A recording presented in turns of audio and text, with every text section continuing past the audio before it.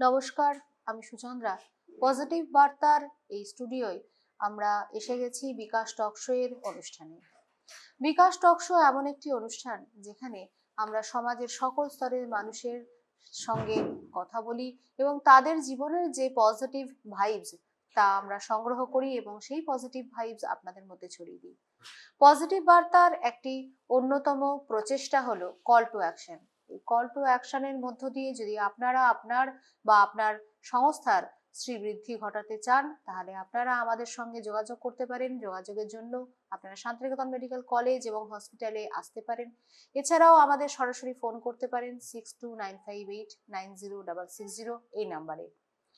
Call to অ্যাকশনের জন্য আমরা একটি অনলাইন ট্রেনিং করে থাকি, যেটি সম্পূর্ণ বিনামূল্যে প্রত্যেকদিন গুগল মিটের মধ্য দিয়ে হয় রাত্রি 8:45 আপনারা সেখানে যুক্ত হন, জিনিসটি সম্পর্কে শুনুন, বুঝুন, জানুন এবং অন্যকেও বুঝতে জানতে সাহায্য করুন। আমাদের এই বিকাশ টক শো এর অনুষ্ঠানগুলি প্রত্যেকটি আপনারা সিটি কেবলের মাধ্যমে 352 নম্বর চ্যানেলে টিভির পর্দায় দেখতে পারবেন। বিশেষত 3 থেকে 13 বছর বয়সী বাচ্চাদের জন্যই আমাদের এখনকার প্রচেষ্টা এবং এই অনুষ্ঠানের মধ্য দিয়ে আপনার বাচ্চাটিকে বড় করুন সদর্থক মানসিকতায়। আজ আমাদের সঙ্গে স্টুডিওয়ে রয়েছেন সুমিত কুমার মণ্ডল মহাশয়। উনি অটোমোবাইল সেক্টরের সঙ্গে যুক্ত একজন ব্যবসায়ী। উনার সঙ্গে আমরা কথা বলবো অটোমোবাইল ইঞ্জিনিয়ারিং বা অটোমোবাইল সেক্টর সম্পর্কে জানবো।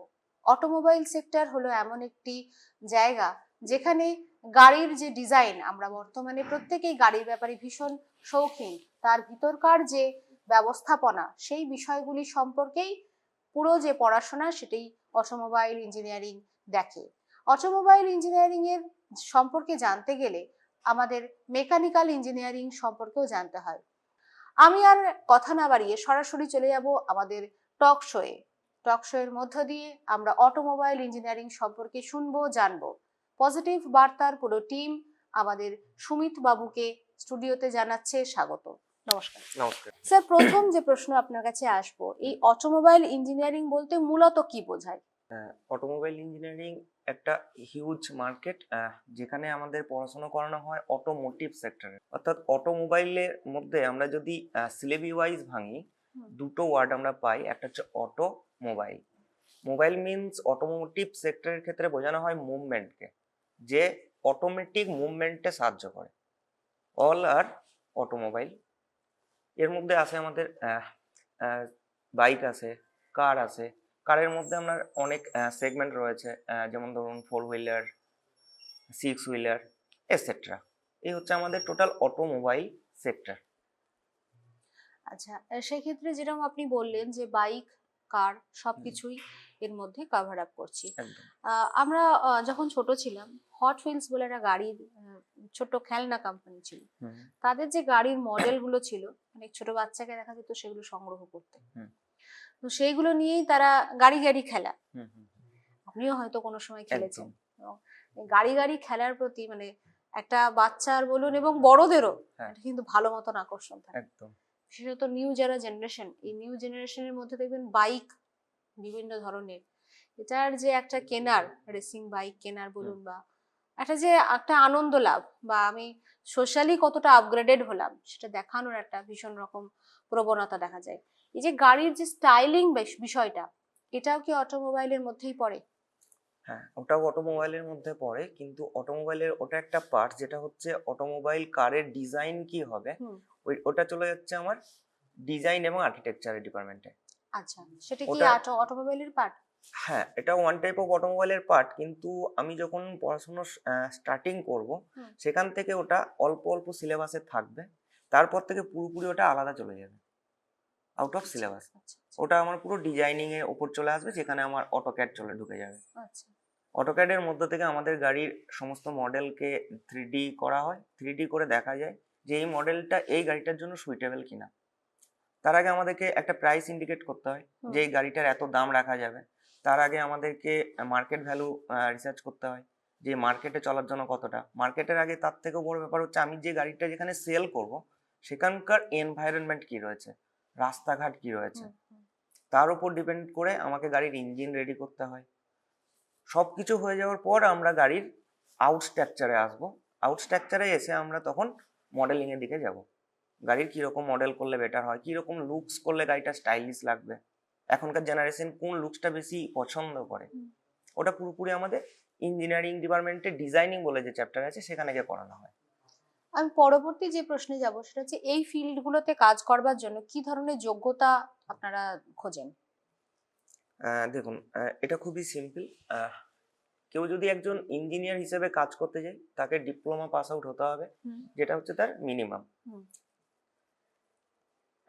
এছাড়াও কিছু কিছু পার্টস তৈরির জন্য আমাদের কোনো রকম ডিপ্লোমা ইঞ্জিনিয়ারিং লাগবে এরকম বিষয়টা না, সেখানে আইটিআই থেকেও আমরা স্টুডেন্ট নিতে পারি।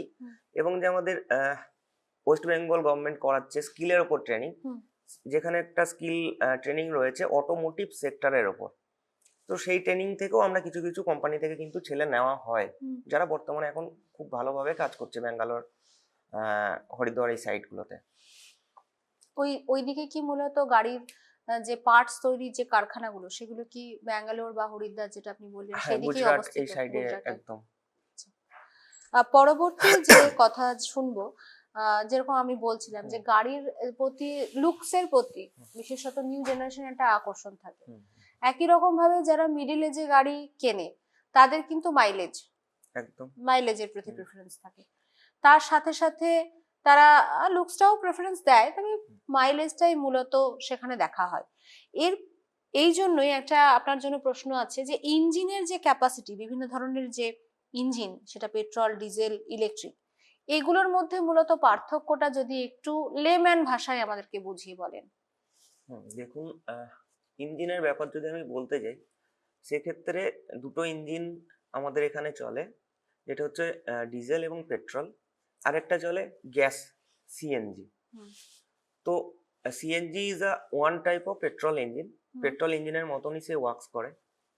আর যেটা রয়েছে ইভি একটু অটোমোটিভ সেক্টর থেকে সামান্য কিছু আলাদা, কেননা ওখানে ইঞ্জিন বলতে ইঞ্জিনে আমরা যেটা বুঝি, ইঞ্জিনে আপনি মোবিল দেবেন, ইঞ্জিনে তেল যাবে, তেল বার্ন হবে, বার্ন হওয়ার পর সে পাওয়ার জেনারেট করবে, দেন চলবে। এটা কিন্তু আমাদের ইভিতে নয়। ইভিতে কি হয়, ব্যাটারি সেল থেকে ডিরেক্ট পাওয়ার যায় ইসিএম এ যায়, ECM direct DC to DC কনভার্টারে পাঠায়, কনভার্টার আমার ডিরেক্ট মোটরকে পাঠায়, মোটর আমাদের চাকাকে মুভমেন্ট করতে সাহায্য করে। তো ইভি সেক্টরটা একটু আলাদা। এর মাঝে একটা সেক্টর পড়ে গেছে যেটা হচ্ছে আমাদের হাইব্রিড জেনারেশন। হাইব্রিডে কি হয়, দেখবেন গাড়িকে পেট্রোলেও চালানো যায়, আবার পেট্রোল শেষ হয়ে গেলে আমি ইভিতেও চালাতে পারবো, অর্থাৎ ব্যাটারিতেও চালাতে পারবো। তো সেই ক্ষেত্রে একটা গাড়ি লঞ্চ করেছিল মাঝে, মার্কেটও খুব ভালো ওর।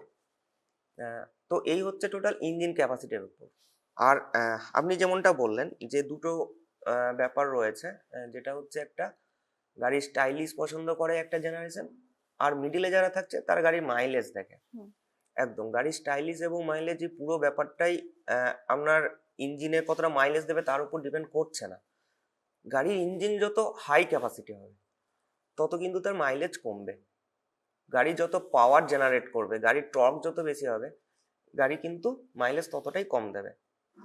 এটা তো আমরা সিম্পলি সবাই বুঝি, অর্থাৎ যে গাড়ি বেশি পাওয়ার দিতে হবে যাকে, সে কিন্তু তার কনজাম্পশন বেশি করবে, পেট্রোল হোক বা ডিজেল হোক। এই হচ্ছে আমাদের সিস্টেম। মানে কত সিসির বাইক? হ্যাঁ, এবার সিসির কথাই যদি বলি, দেখুন বর্তমান মার্কেটে সব থেকে বেশি বাজার করছে যেটা, সেটা হচ্ছে 125 সিসি। 125 সিসি বাইক মোটামুটি ভাবে আমি যদি কোনো কোম্পানির নাম ধরে না বলি, অ্যাভারেজ আমরা মাইলেজ কিন্তু 50 to 60 এর মধ্যেই পেয়ে থাকি অ্যারাউন্ড। এরপরে একটা লো সিসি বাইক আছে যেটা হচ্ছে 100 সিসি, যার মাইলেজ কিন্তু মোটামুটি ভাবে 80 to 90 এর কাছাকাছি। ঠিক আছে, যেটা কোম্পানি বলে সেল করছে। অবভিয়াসলি আমরা অ্যাকচুয়ালি গিয়ে থিওরিটিক্যালের থেকে তো কখনোই মেলে না, প্র্যাকটিক্যালি কিছুটা কম বেশি ফ্রিকশনের উপর ডিপেন্ড করবে। একদম ফ্রিকশনের উপর ডিপেন্ড করবে, রোডের উপর ডিপেন্ড করবে, গাড়ির লোডের উপর ডিপেন্ড করবে। গাড়িতে যত লোড পড়বে তার আপনার মাইলেজ অটোমেটিক কমতে থাকবে। এই হচ্ছে টোটাল বিষয়। এবার হাই ক্যাপাসিটি যখন আপনি যাবেন, 160-এর উপর থেকে চলে যাচ্ছে হাই ক্যাপাসিটির ইঞ্জিন, যেটা 160 সিসি হতে পারে, 210 হতে পারে, 350 হতে পারে, 550। এগুলো আপনার হাই পাওয়ার দেয় আমাদেরকে। ঠিক আছে, অফ রোডের যে বাইকগুলো থাকে আপনি যদি দেখেন, যেগুলোতে অফ রোডিং করানো হয়, যেমন পাহাড় টাহাড়ে গেলে ব্যবহার করা হয়, ওগুলো যেমন 660-600 সিসির হয়েই থাকে। মোটামুটি অ্যাভারেজ মাইলেজ যদি আমি আপনাকে বলি 22-25 সামথিং। সেক্ষেত্রে তো সবারই প্রেফারেন্স বুলেট থাকে। সবারই প্রেফারেন্স বুলেট থাকে একদম। আচ্ছা, আর যদি তো আমরা বাইকের কথা বললাম, হ্যাঁ। যদি আমরা 4 চাকার দিকে যাই সেক্ষেত্রে? 4 চাকার ক্ষেত্রে যদি যাই সেক্ষেত্রে তো অবভিয়াসলি আপনার গাড়ির লোড অটোমেটিক্যালি বাইকের থেকে বেশি। সেলফ লোড যেটা, হুম। গ্রস লোড যেটা, সেটা কিন্তু বাইকের থেকে অটোমেটিক বেশি। তারপরে তো মোটামুটি ভাবে যদি কেউ 4 চাকা কেনে 4 জন ক্যারি করতে পারবে, এটা মিনিমাম কনসেপ্ট থাকে মানুষের। তো অটোমেটিক তাদের গাড়ি সিসি কিন্তু একটু হাই হয়, আপনার মোটামুটি ধরে নিন 1100 থেকে স্টার্টিং হয়। পরবর্তী যে প্রশ্নে আমরা যাচ্ছি সেটা হচ্ছে ইলেকট্রিক গাড়ির জনপ্রিয়তা বৃদ্ধি। বর্তমানে ইলেকট্রিক গাড়ির জনপ্রিয়তা যথেষ্ট পরিমাণে বৃদ্ধি পেয়েছে, হুম। সে বিষয়ে আপনার কি মতামত? হুম একদমই ঠিক, ইলেকট্রিক গাড়ির জনপ্রিয়তা বেশি বৃদ্ধি পেয়েছে। প্রথমত ইলেকট্রিক গাড়ি আমি কেন কিনবো আর কেন সরকারও ইলেকট্রিক গাড়ি কেনার জন্য মানুষকে বেশি ইনফ্লুয়েন্স করছে সেটা আমাদের একটু জানা দরকার। দেখুন, আমরা যদি কয়েক বছর পিছিয়ে যাই, গ্রীষ্মকালে আমাদের এখানে যে টেম্পারেচার থাকতো মিনিমাম কিন্তু 5-6 ডিগ্রি কমই থাকতো। হুম। আজকের ডেটে দাঁড়িয়ে কিন্তু যেটা আমাদের 40 ক্রস করে গেছে। হুম। তো এর জন্য যেটা মেন দায়ী করা হচ্ছে সেটা হচ্ছে আমাদের ঘরের এসি, ফ্রিজ, আর বাদ বাকি যেটাকে দায়ী করা হচ্ছে গাছ কাটা এবং পলিউশনের জন্য যেটা দায়ী করা হচ্ছে অটোমোটিভ সেক্টরকে। হুম। অবভিয়াসলি একটা গাড়ি যখন আপনার ফুল রানিং করবে, গাড়িকে যদি কেউ ঠিকঠাক করে মেনটেনেন্সে না রাখে, দেখবেন অনেক গাড়ি রাস্তা দিয়ে যাচ্ছে কালো ধোঁয়া ছাড়ছে। কালো ধোঁয়া ওড়ার পিছনে, কালো ধোঁয়াটা কেন বেরোয় তার আগে আমাদেরকে জানতে হবে। কালো ধোঁয়াটা যেটা হচ্ছে আনবার্ন ফুয়েলের জন্য। যত আনবার্ন ফুয়েল হবে তত কিন্তু সে সিও আমাদের পরিবেশে ছাড়বে। যত সিও ছাড়বে তত কিন্তু আমাদের পরিবেশে পলিউশন বাড়বে। এই পলিউশনটাকে সরকার চাইছে রোধ করতে এবং আমাদেরও উচিত এই পলিউশনটাকে কমানোর। অর্থাৎ গাড়ি যদি একটা সার্টেন এজের পর দেখা যায় যে আমার গাড়ি পলিউশন হচ্ছে, পলিউশন টেস্ট তো আমাদেরকে করাতেই হয়। তো সেখানে গিয়ে যদি আমার পলিউশন টেস্ট ফেল হয় সেই গাড়িকে রিজেক্ট করে দেওয়া বেটার। তো এই জায়গাতে দাঁড়িয়ে ইভির জনপ্রিয়তা কিন্তু বেশি, সরকার চাইছে হোক। আর একটা যেটা মেন সুবিধা সেটা হচ্ছে বর্তমান দিনে যে পেট্রোল ডিজেলের মূল্য বৃদ্ধি, সেই জায়গায় দাঁড়িয়ে ইভি কিন্তু আপনাকে অনেকটা সাশ্রয় দিচ্ছে। ইলেকট্রিক বাইক বা গাড়ি এগুলো হুম। কি কোনো জায়গা মানে লং এর জন্য ঠিক আছে, লং ড্রাইভে যাওয়ার জন্য? হ্যাঁ, বর্তমান দিনে ইলেকট্রিক ভেহিকেল যতটা নিজেকে ডেভেলপ করেছে, হুম। নতুন যে গাড়িগুলো অ্যাডভান্স টেকনোলজি বার করেছে সেগুলোতে আপনি কিন্তু লং এর জন্য ব্যবহার করতে পারেন, কোনো সমস্যা নেই। পরবর্তী যে প্রশ্ন হচ্ছে এই অটোমোবাইল ট্রেনিং জন্য, এটা নেবার জন্য আপনারা কিভাবে ছাত্রদেরকে বলবেন? মানে কেউ যদি শিখতে চায়, ধরুন আপনার তো যেহেতু আপনি ফ্রিল্যান্সার হিসেবে আছেন, সেক্ষেত্রে যদি কোনো সময় আপনাদেরও তো লোকের প্রয়োজন হয়, তাহলে কেমন ধরনের মানুষকে আপনারা কাজের জন্য উপযুক্ত এটা বলে মনে করবেন? বা তারা তো ধরুন ইন্টারেস্টেড হয়, অনেকে পড়তে চায়, এবং অটোমোবাইল ইঞ্জিনিয়ারিং সব জায়গায় পড়ানো হয় না। হুম। তো সেক্ষেত্রে ছাত্রছাত্রীদের কি যোগ্যতা থাকলে তারা এই কোর্সগুলির মধ্যে যেতে পারবে, এবং ইন্ডাস্ট্রিরও তো একটা প্রেফারেন্সের বিষয় আছে, তারাই বা কাদের নেবে? একদম প্রথমে আমরা স্টুডেন্টের কথাই আসি। আপনি শুরুর সময় যেমনটা বললেন যে ছোটবেলায় আমরা গাড়ি গাড়ি নিয়ে খেলা করেছি। হুম। তো সমস্ত বাচ্চা বলুন এবং বড়রাই বলুন, গাড়ির প্রতি কিন্তু তাদের একটা আলাদা প্যাশন রয়েইছে। তো গাড়ি বা অটোমোবাইল সেক্টর নিয়ে তাকে বোঝানোর জন্য খুব বেশি একটা আমাদেরকে টাইম দিতে হয় না, অটোমেটিক তারা বুঝে যায়। শুধু তাদেরকে বোঝানোর ব্যাপার যে অটোমোবাইল ইঞ্জিনিয়ারিং এই যে কোর্সটা, সেটা কিভাবে তোমাদেরকে গাড়ির সম্পর্কে জানাবে, গাড়ির কিভাবে কি কাজ করতে হবে, এই পুরো বিষয়টা তাদেরকে একটু জাস্ট বোঝানো। হুম। এই হচ্ছে স্টুডেন্টদের ব্যাপার। আর ইঞ্জিনিয়ারিং এর যে সেক্টর রয়েছে আপনার আফটার প্রফেশন, কলেজ পাস করার পর সে যখন পড়াশুনো শেষ করবে তখন সে যে ইন্ডাস্ট্রিতে যাবে, দেখুন ইন্ডাস্ট্রিতে আমরা সাধারণত 2-4 ধরনের ইন্ডাস্ট্রিতে সেগমেন্ট রয়েছে। যেমন ফার্স্টে যদি যাই, আপনাকে ফার্স্ট ম্যানুফ্যাকচারিং করতে হবে। ম্যানুফ্যাকচারিং এর উপর তার কন্ট্রোল কোয়ালিটি কন্ট্রোল চেক হবে, কোয়ালিটির পর সেটা পাস হয়ে বেরোবে। এবার বিভিন্ন যে পার্টস তৈরি হয়, ধরুন কারোর ইন্টারেস্ট রয়েছে ইঞ্জিনের প্রতি, সে প্রপার যে কোম্পানি ইঞ্জিন তৈরি করে, যে কোম্পানি ইঞ্জিনকে ম্যানুফ্যাকচার করে, ইঞ্জিন অ্যাসেম্বল করে, সেই কোম্পানিতে সে যাবে। তার জন্য কোম্পানির যে প্রসিডিওর রয়েছে সেখানেই আমরা পেয়ে যাব কোন কোম্পানি কি তৈরি করছে। তো সে নিজের করতে পারে। সব থেকে বড় ব্যাপার হচ্ছে একটা সে নিজেকে সেলফ এমপ্লয় করতে পারে। বর্তমান দিনে আমি যদি বলতে যাই, মানে আমাদের এই পশ্চিমবঙ্গের ভাষাতেই যদি বলতে যাই, গাড়ির একটা লিক সারাতে 100 টাকা লাগে এখন। যারা লিক সারায় তারা কিন্তু কেউ ইঞ্জিনিয়ার না। যদি আমরা খুব হাইস্ট কোয়ালিফিকেশন দেখতে চাই, গ্র্যাজুয়েশন পাস করেছে অথবা মাধ্যমিক বা এইচএস এর পর থেকেই শুরু করেছে, অথবা কেউ পড়েও নি, তারাও কিন্তু গাড়ির কাজ করছে, গ্যারেজের কাজ করছে। তো সেলফ এমপ্লয়ি হওয়ার সুযোগ কিন্তু সব থেকে বেশি। আমি ধরুন কোনো একটা রাস্তা দিয়ে যাচ্ছি কোনো গ্রামের ভেতর দিয়ে, যেখানে আমার কোনো গ্যারেজ নেই, হঠাৎ আমার গাড়িটা খারাপ হলো, তার গাড়ি সম্পর্কে যদি নলেজ না থাকে, তাহলে তাকে কি করতে হবে, ঠেলে ঠেলে নিয়ে যেতে হবে, না হলে লোকাল কোনো শোরুমে ফোন করতে হবে, আসা অব্দি ওয়েট করতে হবে। তো যদি ওই গ্রামে কেউ সেলফ এমপ্লয়ি থাকে, তাহলে সেই সময় মানুষের একটা হেল্প হচ্ছে, নিজের একটা ইমপ্লিমেন্ট হচ্ছে। তো এই একটা সুযোগ থাকছে আমাদের অটোমোবাইল সেক্টরে। আমার পরবর্তী প্রশ্ন এটাই ছিল যে এতে চাকরির সুযোগ কেমন আছে?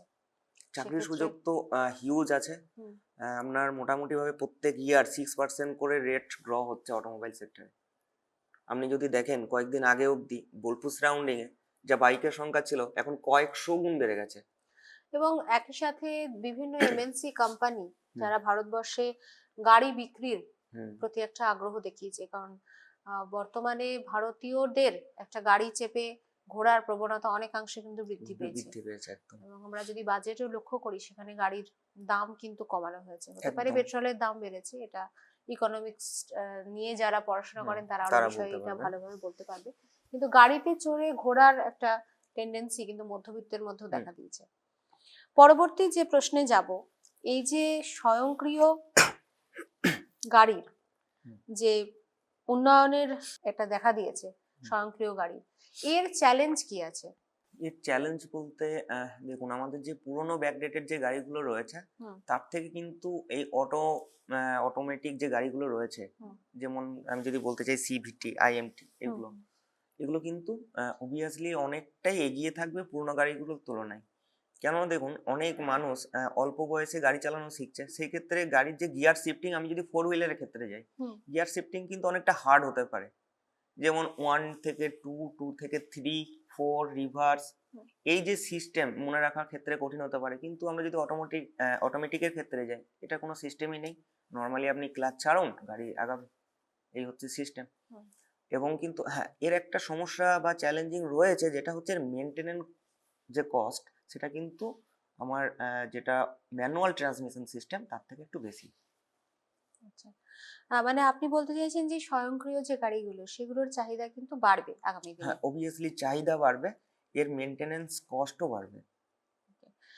পরবর্তী যে বিষয়ে জানবো, হুম। সেটা হচ্ছে যে পরিবেশ বান্ধব প্রযুক্তি নিয়ে অটোমোবাইল শিল্পে কি ধরনের পরিবর্তন এসেছে? সব থেকে বড় পরিবর্তন ইভি, ইলেকট্রিক ভেহিকেল। হুম, যার ওগুলোর কোনো পলিউশন না, করতে ওর হয় কোনো না। পলিউশন নেই। পলিউশন করাতেই হয় না, কেননা পলিউশন করানোর জন্য তো আমাকে ইঞ্জিনে বার্ন করাতে হবে, হুম, যেখান থেকে কোনো গ্যাস নির্গত হবে, এক্সজস্ট হবে। হুম, ওর তো কোনো এক্সজস্ট সিস্টেমই নেই, ওর তো ইঞ্জিনই নেই, আমি একটু আগে যেটা বললাম। হুম, ও তো ডাইরেক্ট পাওয়ার নেবে। হ্যাঁ, ওর একটা পলিউশন নেই বললেও ভুল হবে, পলিউশন আছে। ওর যে লিথিয়াম আয়ন ব্যাটারি ব্যবহার করা হচ্ছে, হুম, একটা সার্টেন এজের পর ও যখন ব্যাটারিটা রিজেক্ট হয়ে যাবে, তখন ব্যাটারিটাকে যদি আমরা রিসাইকেল করে আবার ব্যবহার করাতে পারি, তাহলে ওর কোনো পলিউশন নেই। যদি হুম। রিসাইকেল করতে না পারি, তাহলে পরিবেশে কিন্তু একটা হ্যাজার্ডে পরিণত হবে। মানে ব্যাটারি ডিকেট জনিত। একদম। পরবর্তী বিষয়ে জানবো যে গাড়ির দীর্ঘস্থায়ী পারফরমেন্সের জন্য হুম। কোনো মেনটেনেন্সের কি টিপস দেবেন, যেহেতু আপনি এই বিষয়টা নিয়ে অবভিয়াসলি কাজ করছেন? গাড়ির মেনটেন্যান্সের জন্য যিনি গাড়ির ড্রাইভার বা যিনি গাড়ির ওনার, হুম, সব থেকে বড় ব্যাপার হচ্ছে ওনাকে নিজের শরীরে যেরকম করে আমরা খেয়াল রাখি হুম, প্রত্যেক দিন, নিজের শরীর বা নিজের রিলেটিভের উপর যেভাবে যত্ন রাখি, নিজের হুম, গাড়িকেও সেইভাবে যত্নে রাখতে হবে। তার জন্য কিচ্ছু না, বেশি কয়েকটা জিনিস আমাকে দেখতে হবে, যেটা হচ্ছে আমি ভালো কোয়ালিটির ফুয়েল সবসময় ইনটেক করব। ওকে, সেকেন্ড টিপস হচ্ছে আমার গাড়ির মোবিল, যেটা ইঞ্জিন অয়েল বলা হয় যেটা অটোমোবাইল সেক্টরে, এই ইঞ্জিন অয়েলকে টাইম টু টাইম রিপ্লেস করব। অয়েল ফিল্টার, এয়ার ফিল্টার আমরা কিন্তু অল টাইম চেষ্টা করব, যেটা আমার টাইম তার থেকে 1 মাস আগে বা 2 দিন আগে হলেও চেঞ্জ করার। এই শুধু সামান্য এই 4টে কাজ যদি আমরা করতে পারি, গাড়ি লং টাইম লাস্টিং করবে। আমরা অনুষ্ঠানের শেষ পর্যায়ে এসেছি। লাস্ট আমার একটা প্রশ্ন আছে যে ভবিষ্যতে, যেহেতু পজিটিভ বার্তা এই শো অর্গানাইজ করে, ভবিষ্যতের এই গাড়ির প্রযুক্তি এটা ঠিক কেমন হবে বলে আপনার আশা? ভবিষ্যতে গাড়ি খুবই অ্যাডভান্স টেকনোলজিতে পৌঁছে যাবে। যেমন অটোমেটিক আমাদের আইটি সেক্টরে কিন্তু এআই টেকনোলজি চলে এসছে। যেমন ধরুন, কোনো মানুষ কোনো একটা, সে শিক্ষিত নয়, জাস্ট আপনার পড়াশুনো করেছে, কোন রকমে মোবাইলটা চালাতে জানে, হুম, তার ক্ষেত্রে একটা ইংলিশে অ্যাপ্লিকেশন লেখা হার্ড হয়ে দাঁড়ায়। হুম, বাট এআই চলে আসার পরে এতটা সুবিধা হয়েছে, তার প্রয়োজনটুকু সে এআই কে ইনপুট দেবে, আউটপুট এআই দেবে। তো গাড়ির ক্ষেত্রেও ঠিক তাই হবে। যেমন একটা সমস্যা হয় যখন আমরা দেখবেন অনেকে বেড়াতে যায়, 4-5টা গাড়ি যাচ্ছে, একে অপরের সাথে কমিউনিকেট করার জন্য কিন্তু ফোন ব্যবহার করতে হয়। হুম। যে এরপর দাঁড়াবো বা এরপর এই হোটেলটাতে আমরা স্টে করব, আমরা ডান দিকে যাব, গাড়ির স্পিড এত থাকবে। যারা গাড়ি নিয়ে ট্যুরে গেছে তারা কিন্তু এটা করে। বাইকের ক্ষেত্রে এই সমস্যাটা কিছুটা সলিউশন এসেছে। হেলমেটে কিন্তু একটা এক্সটার্নাল গেজেট অ্যাড করা হয় বা হেডফোন, ব্লুটুথ সবারই কানেক্ট থাকে। 4 চাকার ক্ষেত্রে তো এই সিস্টেম নেই, হয় ওয়াকি টকি ব্যবহার করতে হবে, নয় মোবাইল। হুম। তো এআই যখন চলে আসবে, তখন আইওটি, ইন্টারনেট অফ থিংস যখন ঢুকে যাবে, তখন কিন্তু এক একটা গাড়ি থেকে একটা নির্দিষ্ট সারাউন্ডিং এর মধ্যে অপর গাড়ির সাথে সে কানেকশনে থাকবে। ওকে। তারা কিন্তু তাদের নিজেদের থট শেয়ার করতে পারবে। নেক্সট হচ্ছে, আমি ধরুন এখান থেকে বেড়াতে যাব আদার স্টেট, আমি রাস্তা জানি না, আমাদেরকে কি করতে হয়, নেভিগেশন করে রাখতে হয়। হুম। বর্তমানে অনেক গাড়িতে নেভিগেশন দিয়েছে, কিন্তু পুরোনো যে গাড়ি রয়েছে নেভিগেশন নেই, মোবাইল স্ট্যান্ড করে মোবাইল দেখে দেখে যেতে হয়। হুম। বর্তমানে কিন্তু ম্যাক্সিমাম গাড়িতেই, ম্যাক্সিমাম বলবো না, 100% গাড়িতেই আপনার থাকবে ওই নেভিগেশন সিস্টেম, হুম। অটোমেটিক নেভিগেশন সিস্টেম, যাকে মোবাইল থেকেও কানেক্ট করতে হবে না, নেটও দিতে হবে না, ব্লুটুথও দিতে হবে না, এটা অটোমেটিক প্রি ইনস্টলড হয়েই থাকবে। সেক্ষেত্রে মানুষের কিন্তু একটা হিউজ সুবিধা হবে। ধরুন আমি হাইওয়ে দিয়ে যাচ্ছি, আমি হাইওয়ে দিয়ে আমাকে নিতে হবে বাঁ দিকের লেন, কিন্তু আমার হাইওয়ে স্ট্রেট রাস্তা, আমি যদি একটু ভুল করে 200 মিটার বা 100 মিটার আমি ক্রস করে যাই, লেনটা ক্রস করে যাই, সেই ক্ষেত্রে আমাকে অনেকটা এসে রাউন্ড করে এসে ঘুরে আবার লেনে ঢুকতে হবে। কিন্তু নেভিগেশন সিস্টেম এখন এতটা ডেভেলপ হয়েছে, আপনাকে পরিষ্কার ওখানে ম্যাপে শো করাবে যে আপনার এই লেনটা নিতে হবে, পুরো রাস্তা ভিজিবল হয়ে যাবে। হুম। তো এই প্রযুক্তি কিন্তু অটোমেটিক আসতে শুরু করেছে, আশা করছি বর্তমান দিনের মধ্যে চলে আসবে। আমরা শুনলাম সুমিত বাবুর কথা, ভবিষ্যতে গাড়ি কিভাবে কোন প্রযুক্তি ব্যবহার করে আরো উন্নত হবে। আমরা রয়েছি পজিটিভ বার্তার স্টুডিওয়। পজিটিভ বার্তার এই এই যে বিভিন্ন ধরনের মানুষের সঙ্গে আমরা কথোপকথনের মধ্য দিয়ে যাচ্ছি, এই যে চিন্তা ভাবনা, এই চিন্তা ভাবনার জন্য সংস্থার প্রেসিডেন্ট ডক্টর মলয়পীঠ স্যারকে জানাই অসংখ্য ধন্যবাদ। উনি এই সুযোগ দিয়েছেন, তাই আমরা বিভিন্ন মানুষের সঙ্গে কথা বলে তাদের জীবন থেকে তারা যে শিক্ষা পেয়েছে সেই শিক্ষা নিচ্ছি এবং বিভিন্ন বিষয় সম্পর্কে আপনাদেরকে অবগত করছি। একটা র্যাপিড ফায়ার ছোট্ট, bullet or KTM, KTM. XUV or MUV, SUV. Sedan or hatchback? Always prefer sedan.